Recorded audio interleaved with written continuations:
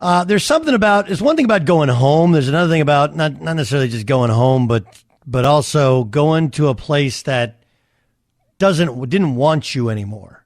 Right? That's a powerful thing. They didn't want you anymore. And the Lakers faced that last night. Two guards who they didn't want anymore. Now, look, it doesn't matter if there's a reality to, hey, the Lakers did offer Caruso a contract. It was that they weren't willing to match or come close to matching what the Bulls offered him. And so anyone is left with they don't value me. Right? Anyone is left with that.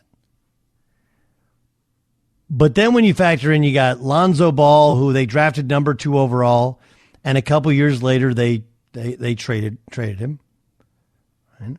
Then you have Alex Caruso, who had bounced around the league, but made his way not just to the Lakers, but to their rotation and helped them win a championship. And he's playing for the Bulls. Then you factor in, you got DeMar DeRozan, who, though he was never a Laker, you don't grow up DeMar DeRozan's age in Los Angeles and be a great player and model your game after Kobe Bryant and not want on some level to play for the Lakers, which had been long rumored as a possibility. So you had two guys they had, one guy they could have had, and then, oh yeah, by the way, you got Zach LaVine, who, though he grew up in Seattle, or Tacoma actually, I think, he did play at UCLA. It's like, all guys that they were right here. And look, Caruso's one of those guys. He didn't score a point last night and played great. He played great. Plus 28 when he was on the floor. 6 rebounds, 5 assists, 2 steals. Only took 1 shot. Didn't make it. But the Bulls won 121-103. Some of that was helped. Anthony Davis at the end of the third quarter, which is an abject disaster for the Lakers. Anthony Davis got thrown out. And, he had 20 at the time in only 28 minutes and only missed 3 shots, but they were still a minus 22 when he's in the game. The people want to point to the bench, and part of it is, you don't have Ariza, you don't have LeBron. You did have Taylor Horton-Tucker, who in his first game, he had 28 points. But they're a little bit of a mess. But I think the coming home thing for the Bulls was fascinating, how those guys react and playing against a team, especially the 2 guards that they had played for before. So I think that thing is amazing. Meanwhile, the Lakers, it's like no one really knows how injured or hurt LeBron is. He's just not playing right now, and they're aiming for a comeback very, very shortly. But they're at 8-7, and oof. It just has been so uneven, right? Listen to the wins. They did beat the Heat, and that was a game in which they came back to win. It's a heck of a win. But outside of that, they've beaten, these are the wins. Grizzlies, which was it regulation or overtime, by 3. Spurs, Cavs, Rockets twice, Hornets, Heat, Spurs. Like they haven't even, the good teams that they've played, Warriors, Suns, all lost.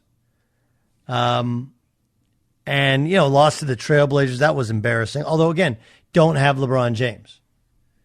Meanwhile, the Bulls, to me, and I do, for Bet Rivers, we post some things. And I looked at over-unders before the season started, and I was like, Bulls were I think they were at 42 or 43, and I just thought that was the smartest bet ever. Caruso is a winner, doesn't need to shoot. Lonzo can shoot now, needs another ball handler with him. Both tremendous defenders. And then you got DeRozan and Zach LaVine who can get buckets. Everything else is about all the rest of the guys need to do is defend and rebound. Kind of like this Bulls team. Then you look in the West and you're like, man, how about the Golden State Warriors, who just lost the last game out, but they're 11-2. 11-2. And they don't have Klay Thompson yet. So I don't know if there's freak out yet with the Lakers, but something's outside of not having LeBron, something's wrong with the chemical mix. And for the Bulls, it's been kind of perfection. And Billy Donovan's team's overachieving by anyone's estimation. Yes, Jay Stu.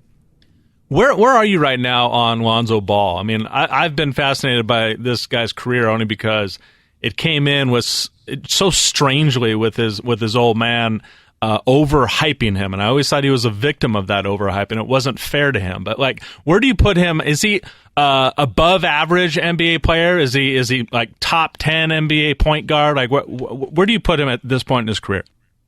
Well, I mean, last night he was unbelievable, right? 7 threes, 8 assists, 7 rebounds, and he's tremendous defensively. Where do I put him in? He's a quality, capable starter. You know, that's where I would put him. I mean, in terms of like you're talking about like rankings. No, not rankings. Just in general. I mean, is he kind of like a top echelon point guard, or is he just kind of middle of the pack? Middle of the pack. But that's a substantial recovery from this is his third team, you know? And you got to remember, as much as people want to say he's a bust, he's not. He's starting the NBA, averaging double figures on a good team. Markelle Fultz was above him. He was a bust. Jason Tatum behind him. Jason, obviously a much better offensive player. Lonzo's a very good defensive player and rebounder. Josh Jackson, then De'Aaron Fox. Jonathan Isaac, he had the injury. Lauri Markkanen. Frank Ntilikina, he was just okay. Dennis Smith, is he out of the league now? Zach Collins hasn't done much. Malik Monk's his teammate. Luke Kennard plays for the Clippers. Donovan Mitchell's a stud. I would say he's never going to, or doesn't appear like he's going to be the Jason Kidd type we thought, but he's still a very capable starting point guard. He's not as good as Donovan Mitchell. I don't think he's as good as De'Aaron Fox in the same draft, and both worked out and both were seen as better than Lonzo, but Lonzo and the hype and being from Southern California. And I think they liked the dad thing at first because they thought it's going to create a buzz around this rebuilt team. It did, but his dad constantly shot Lonzo in the foot. I mean, you know, the reason that they moved on from him, one of the big reasons was he was always hurt. Well, the first injury was he was wearing those terrible shoes, and they think that's why he got hurt. you forget about that, how bad those shoes were. The shoes were falling apart, and you know he that's what happened with, you know, it's like one of those things where everybody just thinks like, you know, you send the designs to a factory and they make it. There's a reason that Nike spends millions upon millions of dollars in R&D, right? Like it's more than just do they look cool, do they stay together with the glue? Like they actually have to be functional. He's a professional athlete, and he was wearing, you know, ragtag shoes. Yes, John Ramos. Would you say that the majority of those players that the Lakers have given away, Ball, Kuzma, Randall, Ingram, and all those guys, they were going to be good players, and they are probably going to be very good players. It's just LeBron had no time to wait for them to become good players, right? That was what the problem was. I think so. I also think, you know, look, you're going to have to give up something to get a great player. Anthony Davis is one of the 5 best players in the NBA. He's good at both ends. He can play, you know, 4 and the 5. He can be, for them, a go-to scorer until LeBron, you know, gets it going later in the game and stuff.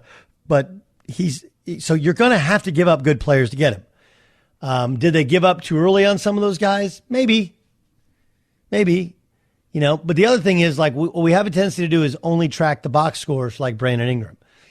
Brandon Ingram's a very good scorer, but he's one of those best player on a bad team sort of. Every bad team has a leading scorer. Whereas you put him on the Lakers now, and despite the fact he can score 20 a game with the Pelicans, he's probably scoring 12 a game with the Lakers. So some of it is skewed based upon their role within their current team, which isn't as competitive at the top of the NBA as the Lakers traditionally are, even if they're not right now.